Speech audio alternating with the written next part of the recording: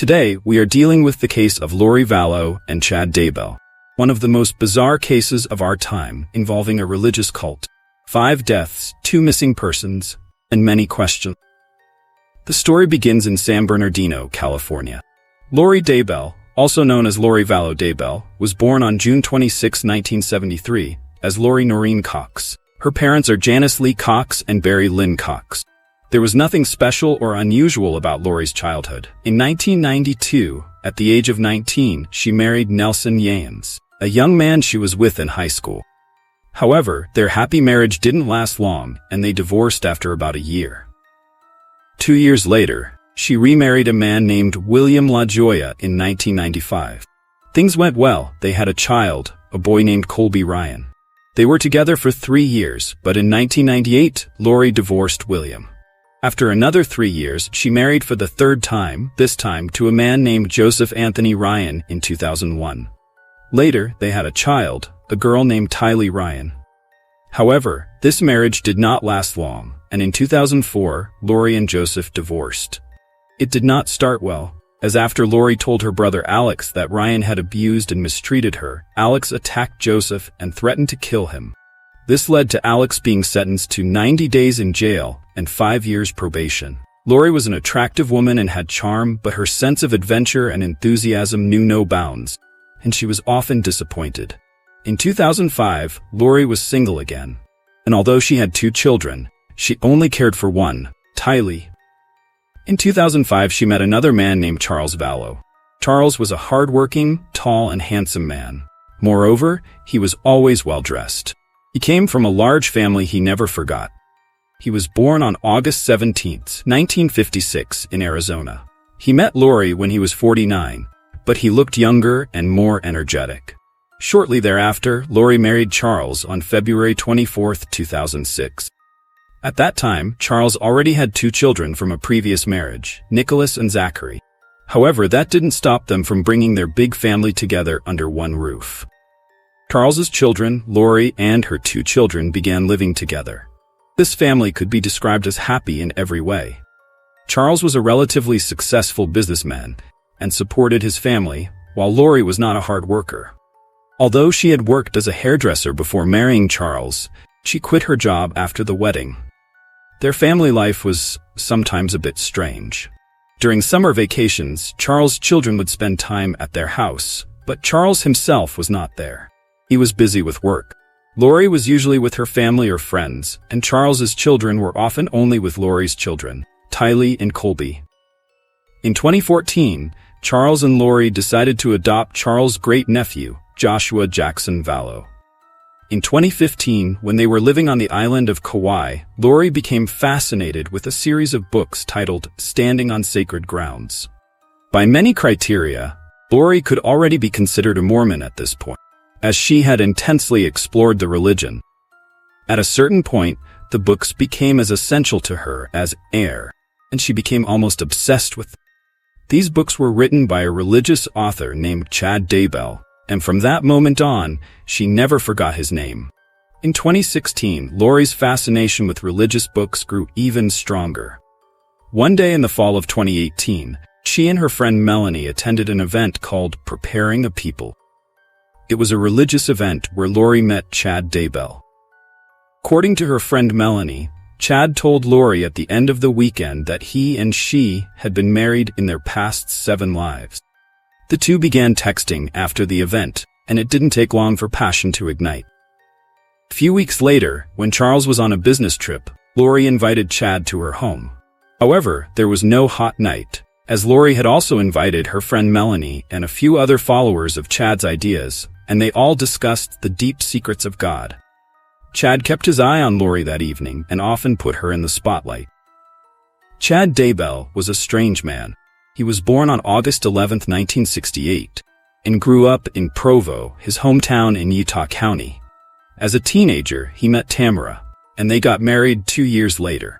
He earned a degree in journalism from Brigham Young University. He was not particularly wealthy. His first job was digging graves in local cemeteries.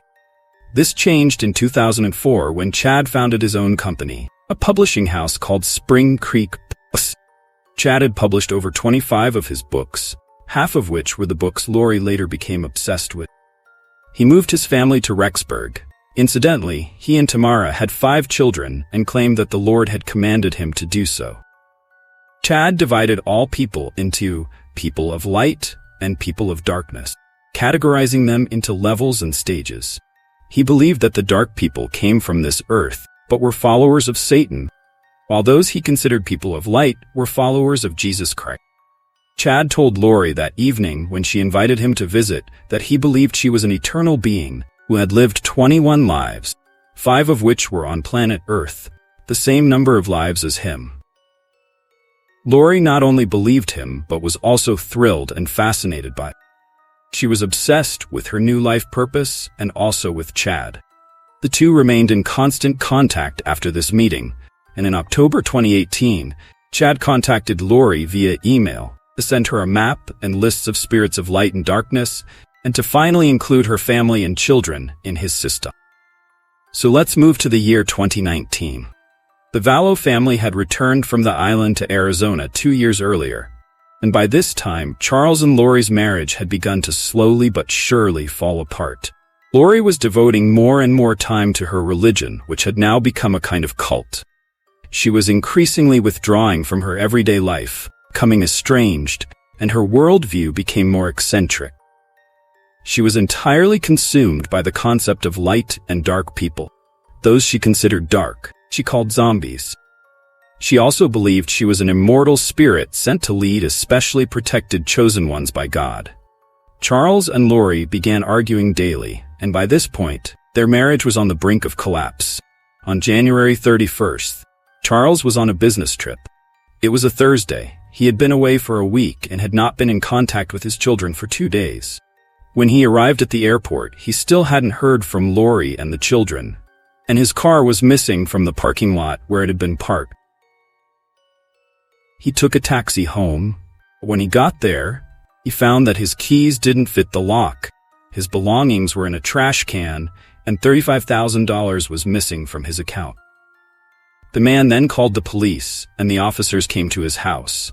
When asked what was going on, Charles replied, "How can I explain this? We have a Mormon here who thinks she's a rebellious being and believes she's God, and Jesus will come next year. She took all the money from my bank account.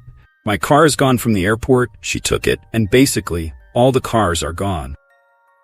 When the man entered the yard, he found that all the family cars and much more were missing.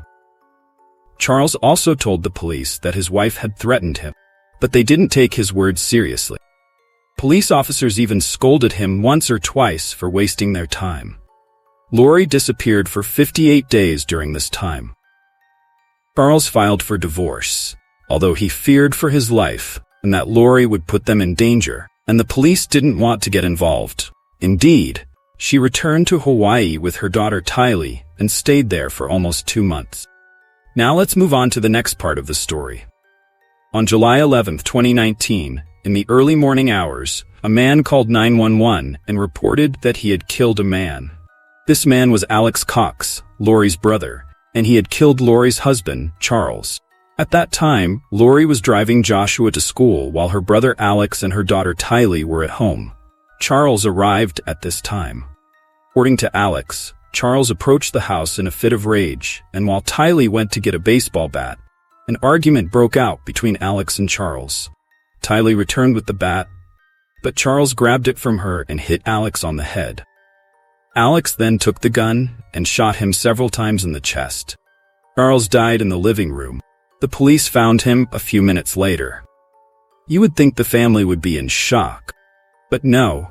What was particularly suspicious was Lori's behavior. She was caught on camera at the crime scene, joking and even laughing about the situation. But even more suspicious were her actions a few hours later. Lori held a pool party at her house just a few meters away from where her ex-husband had died only hours before. Let's return to the crime scene. Alex tended to his wounds while the police questioned him. Although he claimed Charles had hit him on the back of the head with a bat, the injury was surprisingly light. But Charles was a semi-professional baseball player. If he had hit Alex on the head with a bat, he would have been dead. Police later released Alex without further questioning, stating it was self-defense. The next day, Charles's children, Nicholas and Zachary, learned of their father's death, only through text message. Lori chose not to call, and unlike the others, they were stunned by the news. Not surprisingly, Lori, along with Joshua and Tylee, soon left Arizona. They moved to Rexburg. After Charles died, the three began to settle into their new home in Idaho. However, Lori's story became even more horrific in the following months. In early September, she sent Joshua to a nearby school, but did not do the same for her daughter Tylee. It was Saturday, September 8, 2019, and Lori drove with her children and her brother Alex, Yellowstone National Park. If you look at the photos taken there, you can see that the family was happy, but this is the last time Tylee is seen. No one ever saw her again. She just disappeared. And surprisingly, Lori didn't even report it to the police. She simply stayed silent. And since Lori had just arrived with her children at her new home, no one noticed her daughter was missing. Joshua went to his new school for the first time the next day and seemed to settle in well. He even made some friends in the neighborhood. 2 weeks later, on September 17th, he was seen playing with a friend on the street in front of his new home in Rexburg. The doorbell camera caught the boy as he ran home, but that was the last time anyone saw him. On September 23rd, Lori called the school to withdraw her son from school. When asked by the principal, she replied that he had simply switched to homeschooling. And that was it. Joshua disappeared. Over the next 3 months, friends and other relatives of Tylee and Joshua became increasingly worried. To anyone who asked about the children, Lori said they were fine. She said they were either visiting friends or relatives. But despite all these statements, no one had seen them for weeks. During this time, 2 things happened. The first was that Lori started visiting a warehouse near Rexburg. On October 1st, 2019, she was caught by surveillance cameras bringing her belongings, such as children's bikes, scooters, and blankets there. The next day, the story continued. It is not entirely clear who she was with, but judging by the way he walked, it was probably Chad Daybell, who of course lived in Rexburg, Idaho.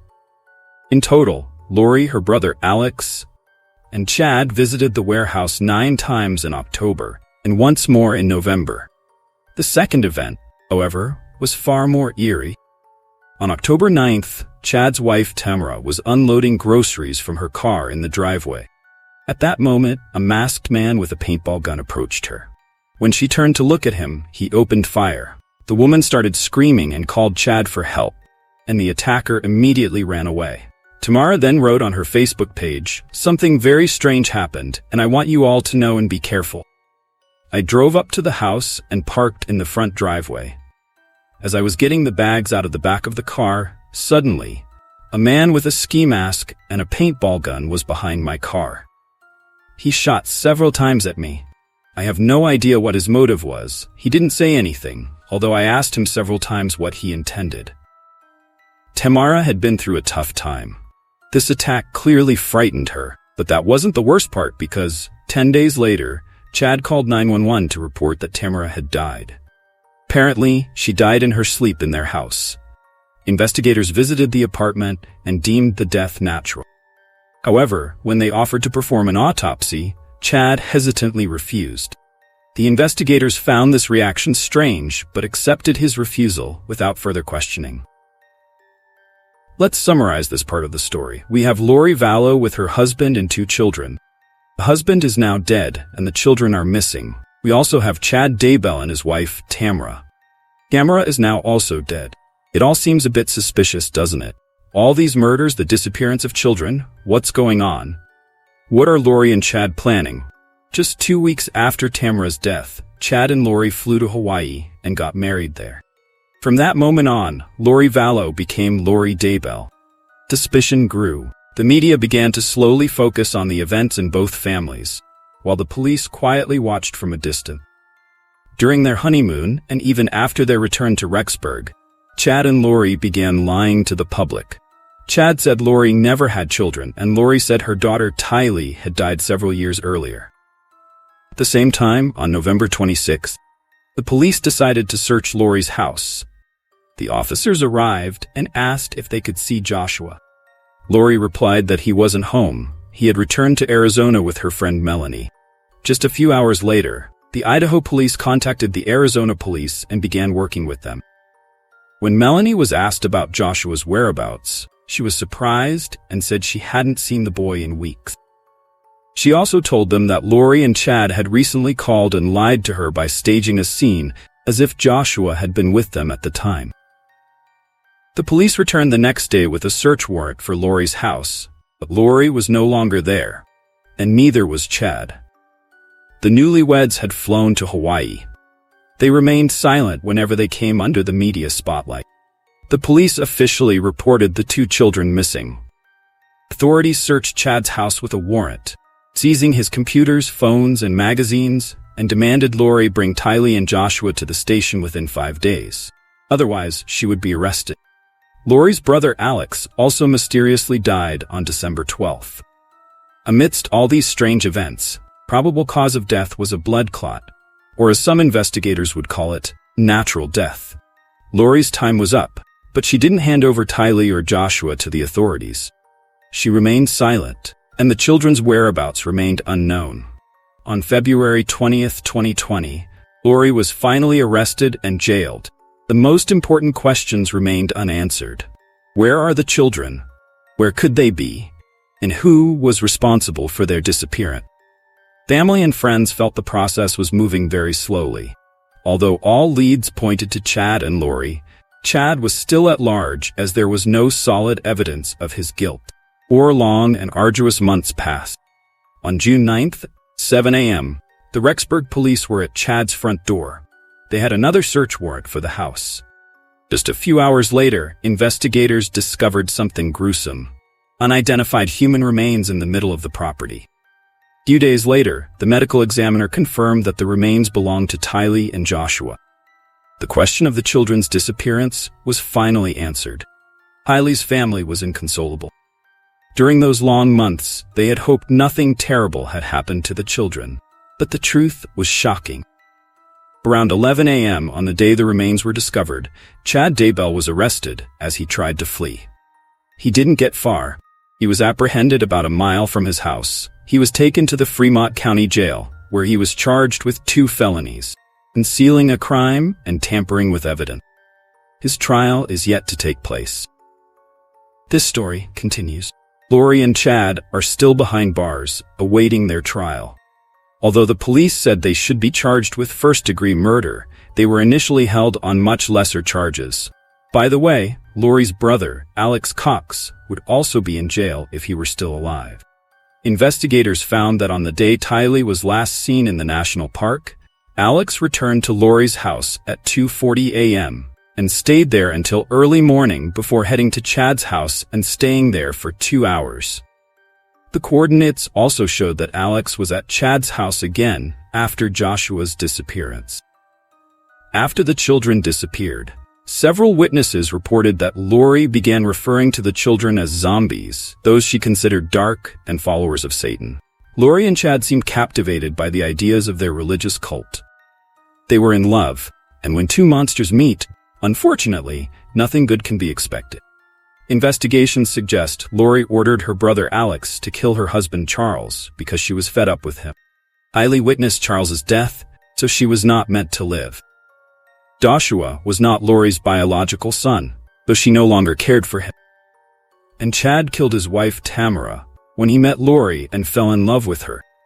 It wouldn't even surprise me to hear that Lori and Chad also killed Alex, who was an accomplice in previous crimes. At the end of May 2021, the couple was charged with conspiracy to commit first-degree murder, aggravated theft by deception, and first-degree murder of Tylee, Joshua, and Chad Daybell's ex-wife Tamara. However, the trial against the couple has been postponed several times. Lori and Chad's attorneys filed several motions with the judge of the 7th Judicial District during the hearing, including a request to postpone the trial to 2024. The attorneys also requested to drop the death penalty for Chad Daybell. The judge denied some of the motions, such as postponing the trial, stating he would later provide a written response to the remaining motions. Lori was deemed competent after undergoing psychiatric treatment, then declared incompetent, and finally found competent again. On March 21, 2023, a judge lifted the death penalty for Lori Vallow as new DNA evidence was found, discovered too close to the trial to be tested, and admitted in court. Finally, on May 12th, Lori Vallow Daybell was found guilty on all charges in a courtroom in Boise, Idaho, and sentenced to life imprisonment. In November 2023, Lori was extradited to Arizona to face murder charges there. In April 2024, she will face trial on suspicion of murdering the ex-wife of her fifth husband. Her fifth husband is also on trial for suspected triple murder. Thank you for watching, and take care.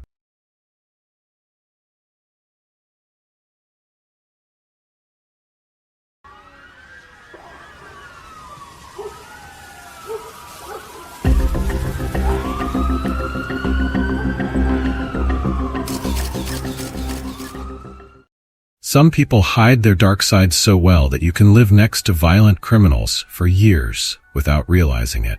But when evil comes to light, everything secret comes to light as well. Something like this happened recently in Ecuador. The heroine of today's story lived in Sangolquí in the Pichincha province of Ecuador. Her name was Paola Ortega. The woman was the mother of two daughters who were 14 and 4 years old at the time of the tragedy. She and her husband ran a small business in the city center. They operated a shop in Quito, where they sold party and festive items such as balloons, piñatas, and other necessary things. Paola's entire family worked in this business. Her parents, brothers, and sisters sold and ran the shop. It was a very prosperous family that everyone in Sangolquí knew. They had been working together for many years, which gave them a solid reputation. This was mainly thanks to Paola's father, who invested in the business and didn't fail. The young business people were sociable and friendly. They raised two daughters, the elder of whom was from another man, but the new husband accepted her as his own daughter and was a role model for good parenting. The idyll lasted until the tragic event. On Monday, January 2nd, 2023, Paola woke up in her apartment. Her husband, Christian, was in Quito that day and planned to arrive in Sangolquí around 6 p.m. For personal reasons, the woman had been at her sales location all day, finishing her work. The workday was nearing its end. Normally, she had an assistant with her, but he was not there that day. While she was arranging the goods in the display case, two unknown men entered the room. When Paola saw them, she was immediately frightened, because they looked quite threatening.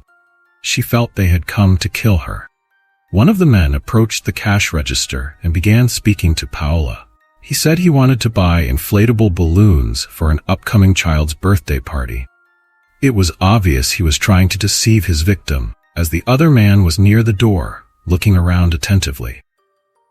Paola moved away from the cash register and indicated she needed to contact the manager. However, she didn't call the police or anyone else, but called her mother and told her about the suspicious men in the store. Her mother suggested closing the shop since it was already late in the evening and no customers were coming anyway. Her mother was already retired at that time, but promised to come to the shop as soon as possible. Paola then called her husband and told him what had happened, but he told her that the shop should not be closed, as these people looked like customers and would probably buy something. Subsequently, the mother contacted her daughter again, continuing to convince her that the shop should be closed, and left the business. However, she didn't listen and referred to her husband's words. Finally, the two men realized she was making a fuss and simply left. Mother managed to persuade Paola to leave the shop, and she closed it about an hour after the mysterious strangers arrived, around 7 p.m. She suggested going home and having dinner there. But Christian refused because his older daughter wanted hamburgers, and he offered to pick them up. Paola called her daughter, who replied that she hadn't asked for food, but agreed since her parents were going to buy some anyway. So, the two got into their pickup truck and drove to the fast food restaurant. Christian parked the car a block away from the restaurant, which was completely uncharacteristic for him, as he usually drove recklessly, blocking traffic, crossing pedestrian crossings, and ignoring traffic signs whenever he pleased. This time, however, he stopped properly and far from the restaurant. He got out, leaving his wife in the car, saying it was too cold outside and he was afraid she would freeze. Following events were reconstructed from surveillance camera recordings, among which was, coincidentally, the car of the businessman Pays. Two unknown men approached the vehicle. Paula couldn't get out. She thought she was safe inside. The husband locked the vehicle before leaving, but when the two individuals approached, the headlights flashed suspiciously, indicating that the locks were unlocked and the doors were open. Paula could feel the danger inside. She realized that the attackers meant business. She quickly squeezed into the back of the cab. She couldn't run anywhere and was trapped. The car was open, so the intruders had no problem getting in through the doors. One of them stayed in the driver's seat and called someone, while the second climbed into the back of the car and stabbed Paula several times in the face, neck, and shoulder blade. The attackers then fled, leaving the victim to bleed to death. However, she was still alive. A few minutes later, her husband, Christian Navarreto, returned to the scene. The man, however, appeared very calm. He didn't help his wife, but immediately grabbed his phone and called emergency services. To the operator's questions, he remained silent for a few seconds and then ended the call. Then he called a relative of Paula's, who turned out to be her cousin. Initially, he told him that his wife had been kidnapped, but later corrected himself, saying he had found her body with stab wounds. Cousin said the woman should be taken to the hospital immediately, to which Christian replied that he was just about to do that and ended the call. Nearby, just a few blocks away, there was a hospital where the victim could be treated. The attack occurred around 7:28 p.m. At 7:28 p.m., however, Christian called emergency services, ended the call, and then contacted the victim's family. After that, he did something else with his phone for some time. Eventually, the man got behind the wheel but did not drive to the nearest clinic, even though he knew the city well. He should have known that the nearest medical facility, open around the clock, was just around the corner. Instead, he drove to the farthest hospital he could find on the map, where a nurse knew Paula's relative. By this time, the victim was still alive but in critical condition because she had lost a lot of blood, as the blood-splattered interior of the family car revealed. Paramedics saw stab wounds on the woman's body and reported the incident to the police. Police officers were dispatched to the clinic to investigate the circumstances of the attack on the woman. Despite the doctor's help, Paula lost too much blood and died on the operating table. When the doctors informed her husband that Paula had died, he began to behave very strangely. Initially, he pulled his hair and screamed, kicked furniture, and nervously walked back and forth in the office between the window and the door. After a while, however, the man noticed the surprised reaction of the paramedics and suddenly calmed down. Christian did not cry or show any remorse over his wife's death. After the attack, the man calmly checked something on his phone and took no further action. When the police arrived at the scene, they spoke with the deceased's husband. Christian was calm and said he was lucky as he had gone to get hamburgers at the moment his wife was attacked by unknown assailants.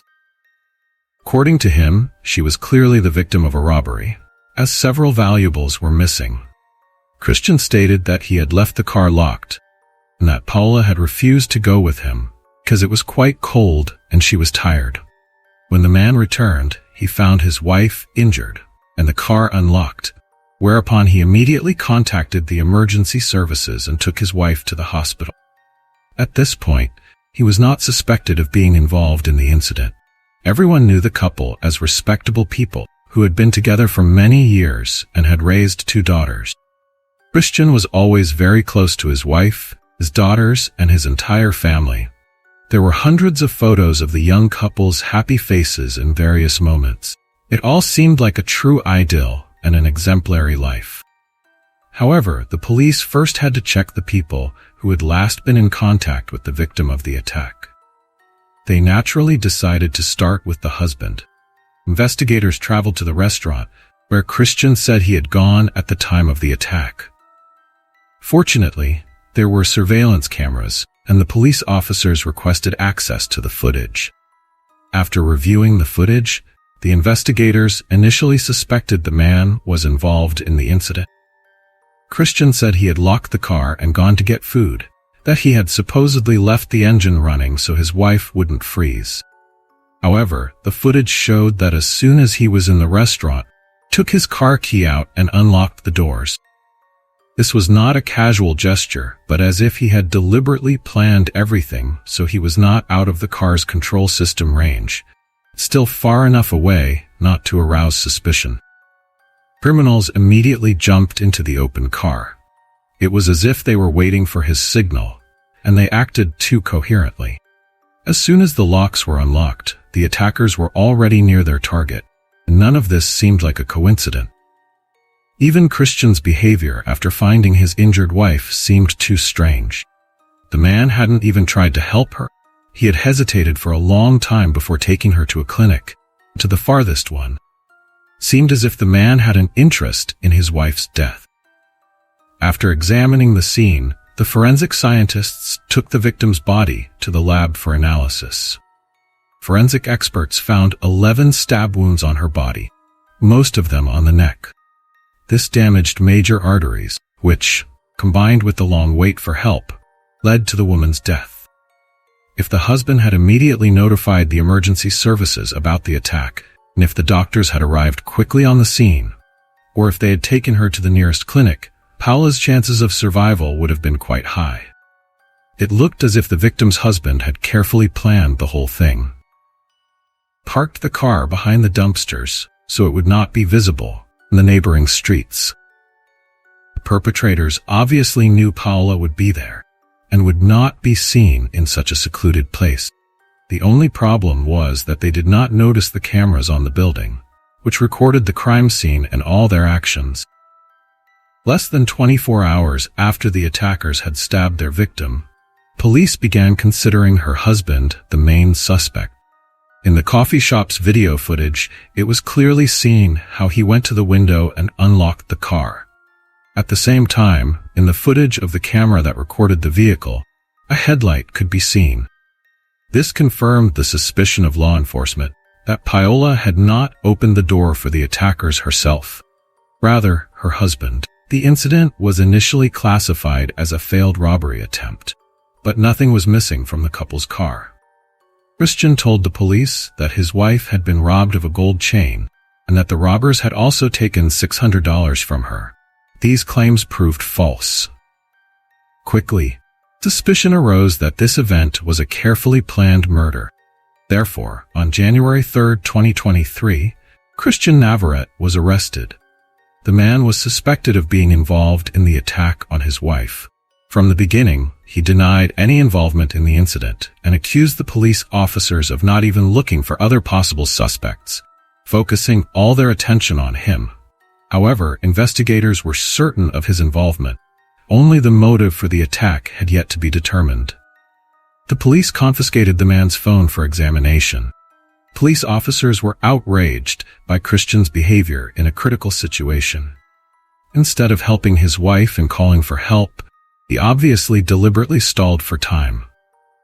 The husband did not choose the nearest clinic but went to the farthest one. This approach was also considered a delaying tactic that would take away the victim's chance of survival. At this point, the wife was bleeding out inside the car. After checking the main suspect's phone, the police found that he had indeed made the emergency call. This happened almost immediately when Christian returned to his vehicle. However, after the dispatcher answered the call, he remained silent for about 2 seconds and then ended the call without saying a word. When the police officer asked him about it, he said he had deliberately ended the call because he realized he did not know the exact address of where he and his wife were located. According to him, Christian wanted to check the address on the map, but it turned out that this did not work in this critical situation due to geolocation problems, so he could not call back and give the address. His response was vague and evasive, indirectly confirming the police's suspicions. The officers then requested a list of the calls the man made on the day of the attack on his wife. It turned out that on January 2nd, He had made more than 15 calls to the same number, and it was necessary to find out whose phone number it was. Moreover, Christian made a transfer of $2,000 just 4 minutes after the attack on his wife, which also looked suspicious. After checking the account number, the investigators found it was registered to a woman. She was quickly located and became the main suspect in this case. However, the woman had a solid alibi and provided useful information for the investigation. According to her, her cousins had asked to use her bank account shortly before the incident. The men were named Byron and Mortis Castillo and resembled the men seen on surveillance footage where the victim's car was parked. Both brothers had a severe criminal record with many violent incidents. The investigation revealed that Christian had taken the men to the shop where his wife worked sometime before the incident. He took them in his car and showed them the premises of their small business, probably to plan the crime and select a location for the attack. It was determined that Christian had paid them $2,000 a few days before the attack, probably as an advance payment. A second payment was due after the woman was successfully killed, and it was made before the husband took the bleeding woman to the hospital. Police learned that the signs of the murder attempt had been established for about a month. On December 8, 2022, Paola's car was stolen. When reviewing the surveillance material, they found the same two men. At that moment, however, the investigation stalled. Police had no time to find out the names of the robbers because Christian interfered. He said the perpetrators had contacted him and offered to return personal belongings from the car. The man drove to meet them and came back with the entire contents of the trunk and glove compartment, including his wife's wallet, which contained money and cards, were obviously untouched. When the police officers learned of this, they were very surprised, as such a scenario was not typical of their work. It was unclear why Christian had not informed the officers he had been contacted by criminals. At the same time, the investigators suspected a connection between the two incidents. Car thieves had stolen the car and then became the perpetrators of the murder.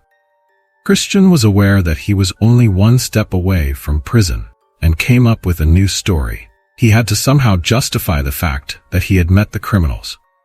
This was confirmed by the police when they analyzed the location data, all three accomplices of the murder.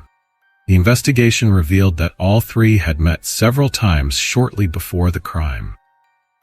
When Christian was directly informed of this, he began accusing his accomplices of extortion.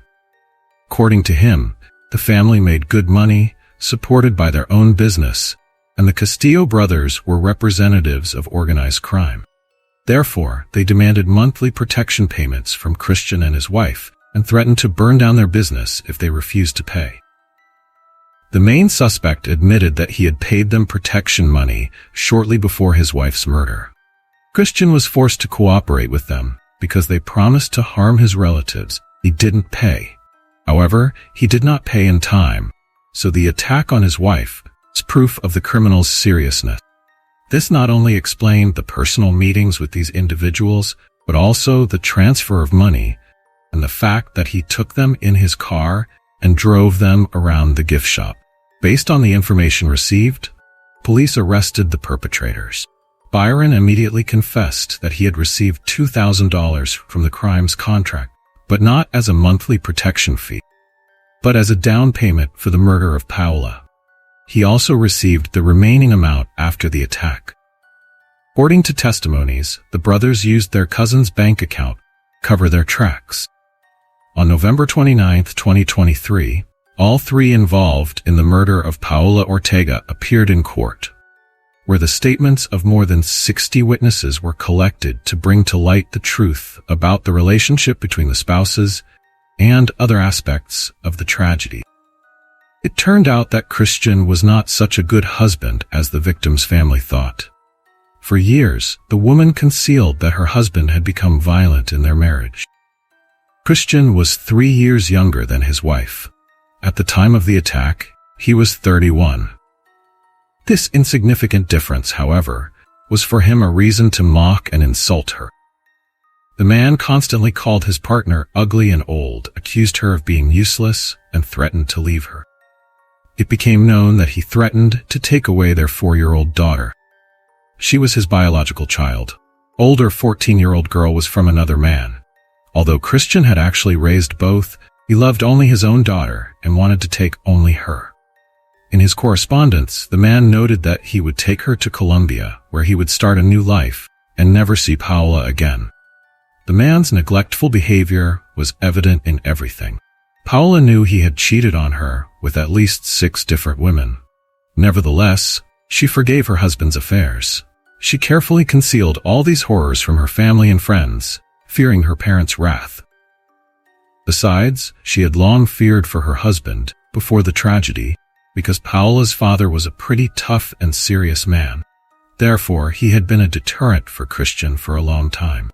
But 2 years before the massacre, Paola's father died of COVID-19, which completely unleashed Christian. After the death of his father-in-law, he stopped pretending and showed his true face. The man was confident of his impunity and his wife's defenselessness and began pressuring her from all sides. At this point, serious conflicts began, psychological and physical violence. It is worth noting that the man also hid what was happening from his family, so no one could help Paola. Christian not only humiliated the woman in every possible way, but also began to regularly cheat on her, not hiding their relationship. All this information was gathered by investigators from various sources, particularly from messengers, through which the spouses remained in contact. A series of testimonies were collected from friends of the couple, who suspected that Christian was only pretending to be an exemplary husband and loving father. When all this evidence was collected, Christian was arrested and charged with the murder of his wife. This evidence was presented in court. The victim's family was shocked. Paola had hidden all these horrors of family life so well that they didn't even notice what was happening until it was too late. The family of the murdered woman was stunned by the scale of the lies and the fact that they had thought only good things about this man for years. They decided to get justice at all costs and hired a good lawyer. The first thing their defense attorney looked for was evidence of the toxicity of the relationship between the spouses. Obviously, the motive for the murder was primarily money. Paola's father had painstakingly built a business, which he bequeathed to his daughter. Christian hoped to take everything for himself and run it alone, to rob the victim's family of everything that had been achieved through hard work. The man seemed to have completely forgotten that Paola's father had been the key person in building the family business. The prosecutor's office was shocked by Christian's decision. He could have acted according to his conscience and told his wife directly that he wanted to separate. They could have divorced and then divided the jointly acquired property, even the business. Everyone could have counted on their share. Christian could not get enough. He wanted to deprive everyone of the right to run the business and gain sole custody of the child. Police found that Christian had initially wanted the murder to be committed by the helpers in the gift shop. This was supposed to happen on the same day when Paola was almost attacked by 2 men in the shop. However, the woman sensed that something was wrong when 2 strangers came in at the end of the day to buy balloons. They behaved clearly suspiciously and scared off the victim. After that, they did not continue the robbery in the shop. Christian became nervous. At that time, he was far from the scene, so the police would not suspect he had anything to do with it. However, after the call from the hired gunman, the defendant realized he urgently needed to improvise. The man urgently returned to Sangolki. Here, he looked for a pretext to take his wife to a deserted place and literally serve her to the contract killers on a silver platter. By an unfortunate coincidence, Paola's daughter agreed to the hamburgers the man had invented as an excuse to lure the victim. Christian's defense argued that he was innocent. All the suspicious behavior was somehow justified. It was a coincidence, and he was in any case a loving husband. However, the prosecution presented enough evidence to convict the man of abuse and violence against his wife. Paola's silence and her relatives' ignorance of Christian's tyranny ultimately led to the death of the successful woman.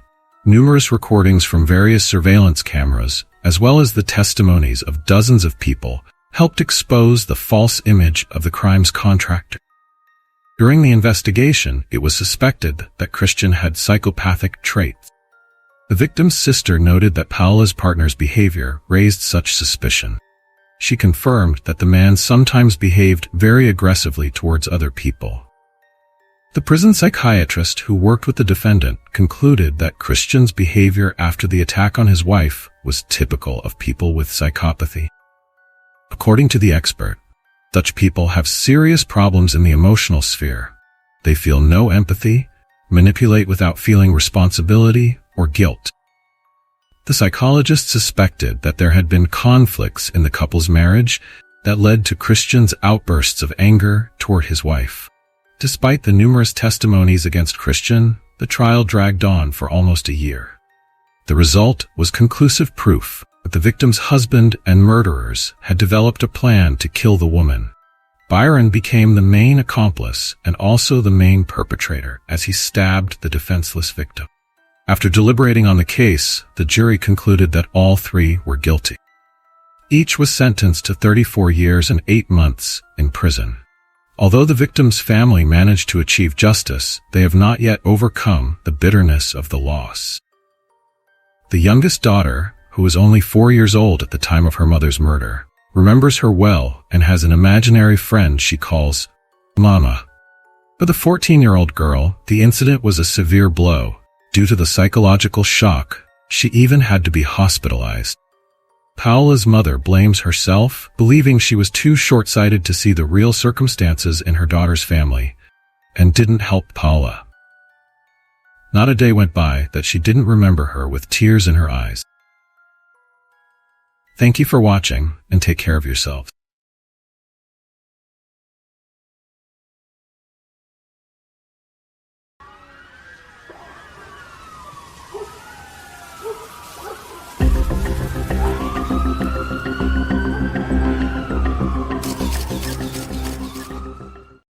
The story of the Fitzhugh couple began in the 1960s when they got married. Christine Fitzhugh and Kenneth Carroll Fitzhugh became parents to 2 wonderful children, Justin and John. Family could be considered a model example of a happy marriage. On the outside, it seemed as if everything was perfect for them and their children. Against this backdrop, the events that occurred after more than 3 decades of their life together seem all the more shocking. Kenneth Fitzhugh lived with his wife Christine and their children in a house in Palo Alto, California, USA, a small town with about 65,000 inhabitants, located between San Francisco and San Jose. It was an upscale neighborhood in a small but famous and cozy town that a wealthy family could afford.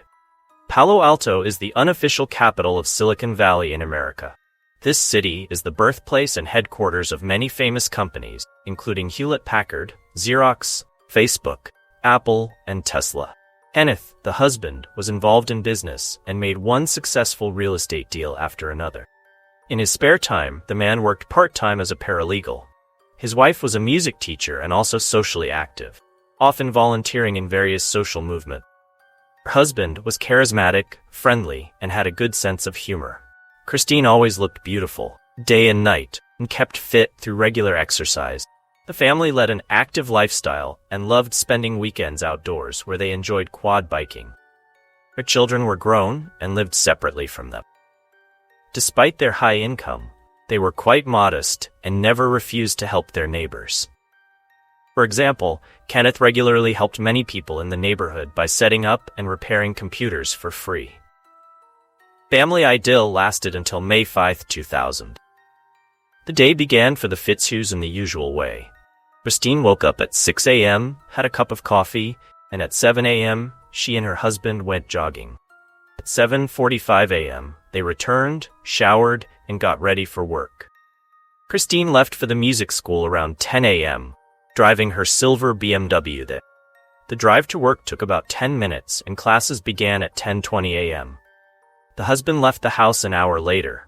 He had to go to a new property about 45 minutes away from the house to assess the prospects of buying it for a new client. The man spent about an hour on the property inspecting it. Around the same time, Christine went to a cafe during her lunch break after her class, where she got herself a coffee and some buns around 11:30 a.m. At 11 a.m., FedEx delivery man arrived at the husband's house with a package that Christine had previously ordered, but no one answered the door, even though Christine was supposed to be home during her lunch break to meet the delivery man. He left without waiting for a response. Christine's next class was supposed to begin at 12:50 p.m., but she didn't arrive at the school. This had never happened before. The woman was very responsible. The puzzled students contacted the school administration. The principal tried to call Christine, but she didn't answer the phone. Then, around 1 p.m., the principal called Christine's husband and informed him that his wife was absent from work. The principal was concerned because the woman had never been so absent before. The husband was also surprised to hear this because his wife hadn't planned anything at that time and shouldn't have been missing. She was in a good mood in the morning and felt fine. What could have caused her not to go to work that afternoon? The man tried calling his wife. Christine didn't answer either her landline or her cell phone. Kenneth was worried that something might have happened to her, but he had to finish an important meeting with colleagues or he could drive home to check on Christine. At that time, he was in the office with his 2 employees, helping with a real estate appraisal. After the meeting, Kenneth and his colleagues got into their car and drove home.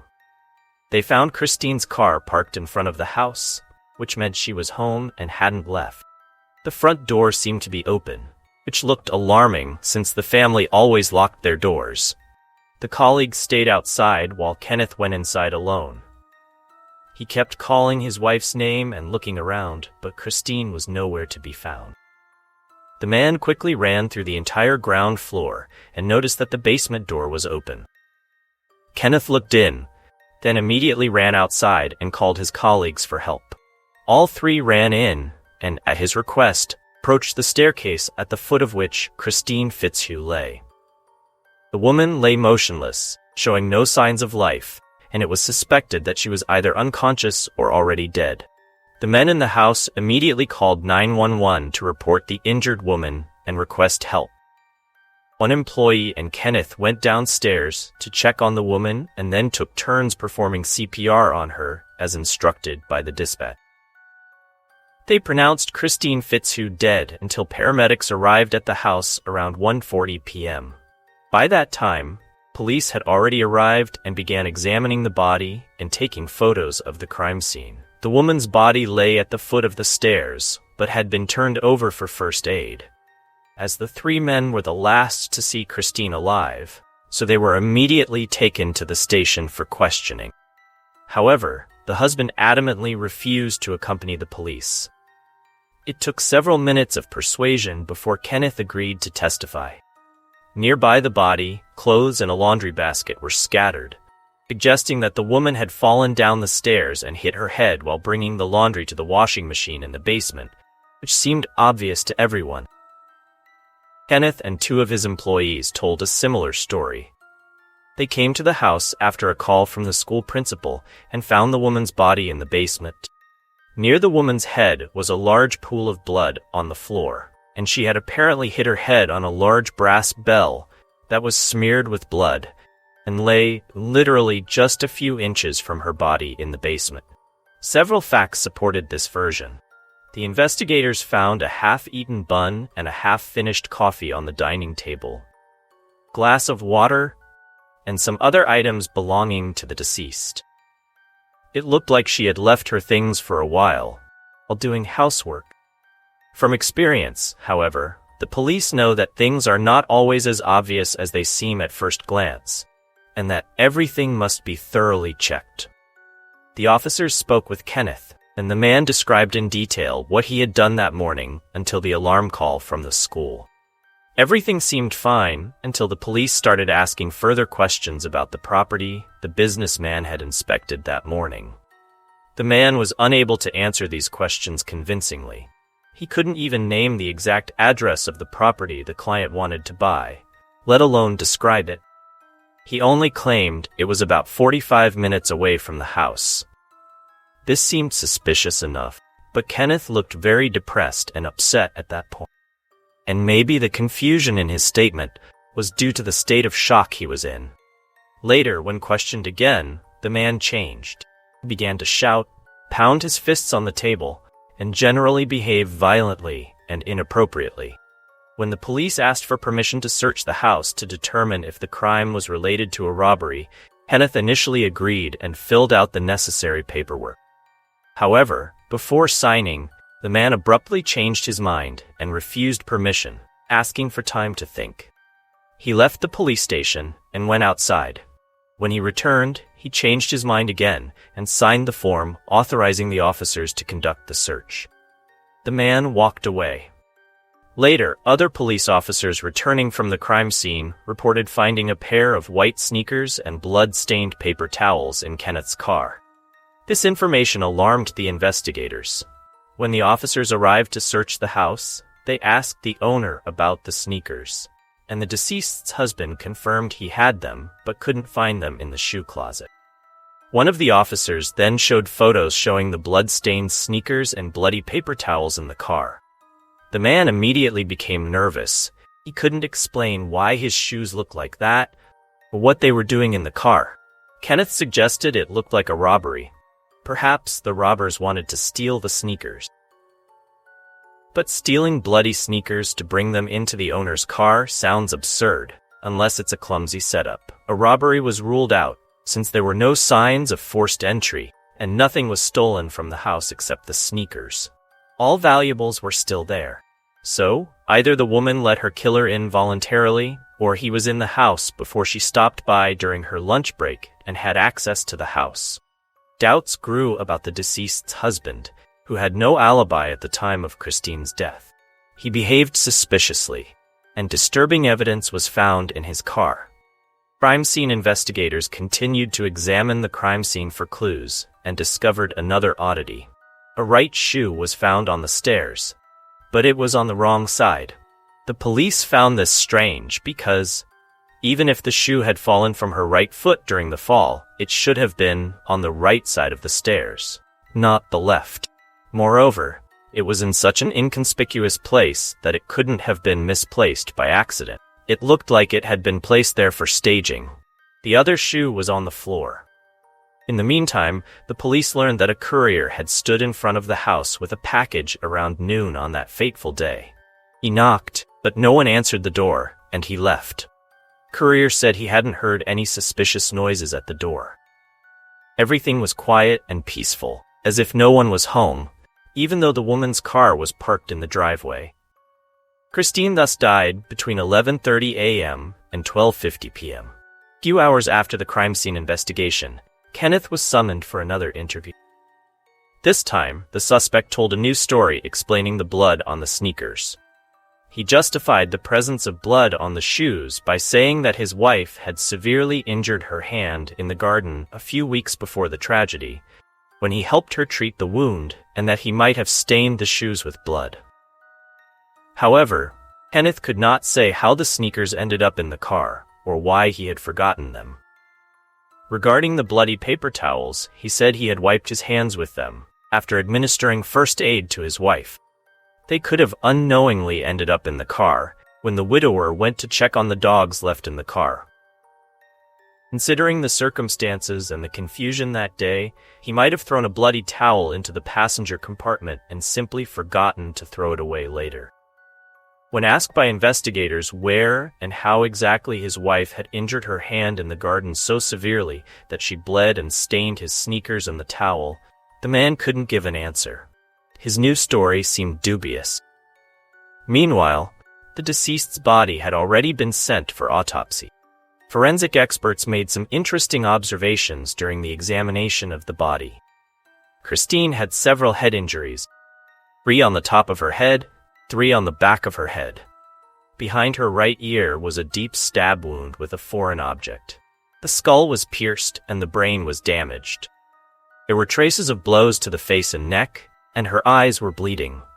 Defense wounds were also found on her left arm, but there were no serious cuts on the arms that Christine could have sustained in the garden. She didn't match the husband's story. The medical examiner determined that the woman's fatal injuries were a slit wound to the head combined with strangulation. Obviously, all these injuries could not have been caused by falling down the stairs, but were inflicted on her forehand. The circumstances of the case suggest that Christine was held by the throat with one hand, while being hit on the head. According to the doctors, all this is unrelated to a fall down the stairs, resembles a deliberate murder. The brutality of the injuries inflicted suggests the personal nature of the crime. The woman died in another part of the house, and later her body was dragged into the basement, where a death by accident in the form of a fall down the stairs was staged. Police, who had read the autopsy report, were puzzled by the relatively small amount of blood at the scene, given that there were several wounds on the head, and much more blood should have been present. They suspected the basement was not the crime scene, but that she had been killed elsewhere, and then her body was brought here. The investigators went back into the house to examine the entire area more thoroughly. The last time, they had only inspected the basement. This was for a good reason. Overall, the house looked clean and raised no suspicion. However, it was now examined with luminol. Luminol is a substance that reacts with blood and glows blue. It can detect traces and residues of blood in any amount, even after many years and after multiple washes. In the kitchen, the entire floor glowed, meaning this was the crime scene. Blood traces were found on the walls, proving that the woman was attacked while drinking coffee at the dining table. Some bloodstains were found in the laundry room, and all the steps of the stairs glowed with blood, supporting the theory that the woman was pushed down the stairs after the murder. Suspicion was confirmed, as a trail of tiny glowing blood droplets led down to the basement. A bloody sole print was also found that matched the shape of the bloody sneakers found in Kenneth's car. Subsequently, the house was thoroughly cleaned to remove the blood. Apparently, the perpetrator had never heard of luminol, which thwarted his plans. In the end, it looked like the man had killed his wife and dismissed the case as an accident. The police also considered other people as suspects. For example, they found out that a criminal was working on a construction site near the house. He was summoned for questioning, but it turned out he had a solid alibi. On the day of the murder, he worked with other construction workers from morning to evening on the site, and several people confirmed his alibi, including the owners of the house who watched the workers. Moreover, the investigators doubted that if it had been an outsider, such as a burglar, he would not have cleaned the whole house, and the nature of the injuries suggested that it was a personal crime committed by a standing person. There were no other suspects, and everything pointed to the widower. The police then applied for a search warrant for the husband's car, and another important piece of evidence was found under the driver's seat. It was a man's shirt with a large red stain on the chest, presumably from blood. The sneakers, paper towel, and the shirt were sent to the lab for examination, where it was found that all these items contained the blood of the deceased. After that, Kenneth, a respectable and decent family man, became the prime suspect in the case.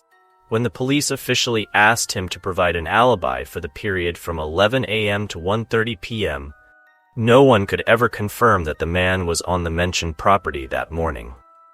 It turned out that the colleagues he worked with in the office had met him shortly before the call from the principal and couldn't provide him with a reliable alibi either. The only person who could confirm the man's alibi was a business partner. She reported that she had been on the same property that morning, but hadn't seen Kenneth there. If the suspect had been on the property, she would have confronted him on the spot, but that didn't happen, which was strange.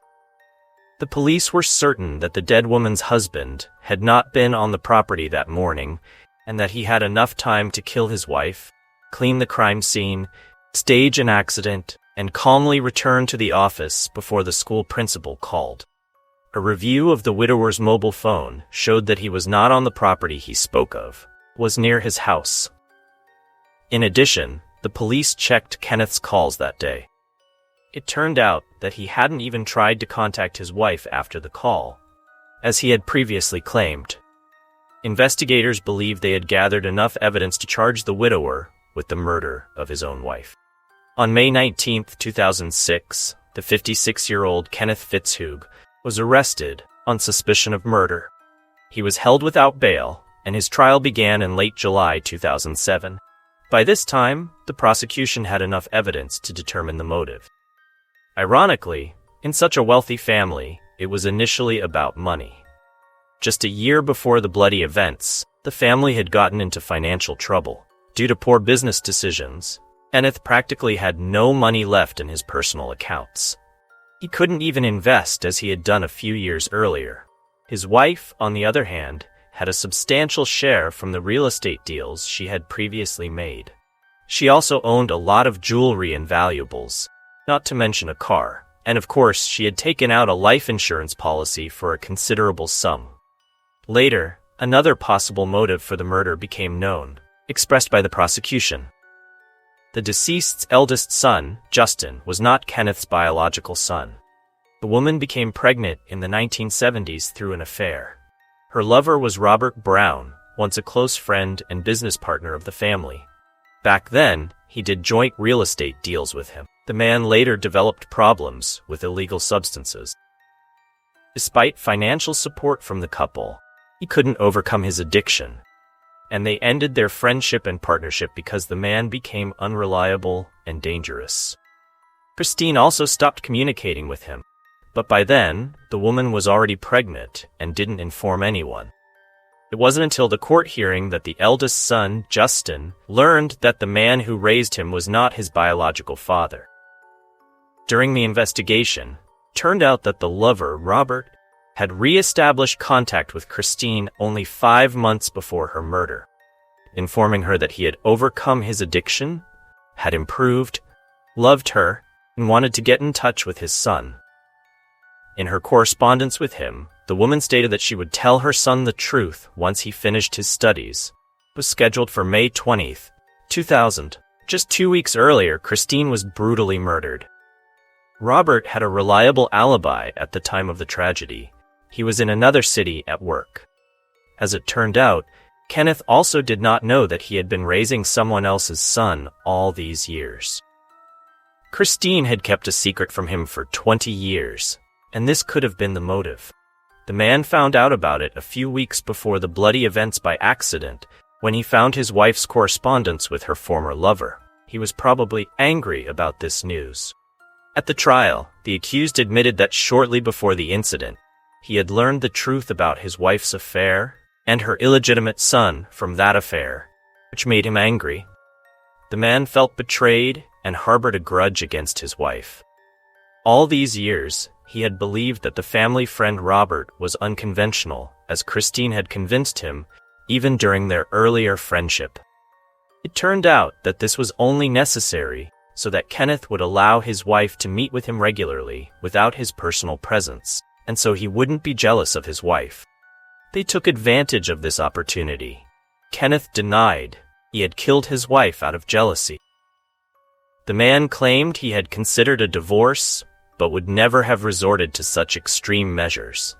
The investigation even included a DNA test, which confirmed that the deceased's eldest son, Justin, was indeed Robert's son. The defense argued that the police had not properly investigated the other suspect. In fact, they had not even looked for them, as if they wanted to charge and imprison the murdered woman's husband from the beginning, which the prosecution denied. Several people were considered possible suspects, such as a courier, a construction worker, and others, but they all had a solid alibi and no motive for the murder. Everything initially pointed to the husband. All the evidence, the motive, and his behavior. Many people close to the family testified in court that it was an exemplary family where the spouses loved and cared for each other. Even that morning, while jogging, they looked happy. None of them believed that the husband could have killed Christine. Colleagues who were at the house when the body was found confirmed this. They stated that the husband had selflessly tried to save his wife by giving her first aid.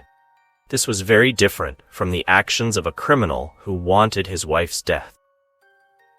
After the hearing, the jurors began their deliberations, which lasted almost 3 days. In the end, 6 men and 6 women agreed that Kenneth Fitzhugh was guilty of second-degree murder, as there was no evidence that he had planned the crime. They saw the fact that he was not the biological father of his eldest child as the motive for the murder, and that this was the trigger for his outburst of anger. The man was sentenced to life imprisonment, which can be suspended after 15 years. At the trial, he showed no remorse, but it seemed the widower had a hard time coping with the tragedy and the lies that had come to light. Kenneth Fitzhugh ultimately spent 12 years in prison, before being released in February 2020. His release was justified by the fact that the man suffered from Parkinson's disease and needed appropriate care. Moreover, at 68 years old, he posed no danger to others. Kenneth returned to Palo Alto and lived there for 8 months before he died on October 27, 2020. Kenneth was 69 years old, and until his last day, he maintained his innocence. Thank you for watching, subscribe to the channel, and take care of yourselves. See you in the next video.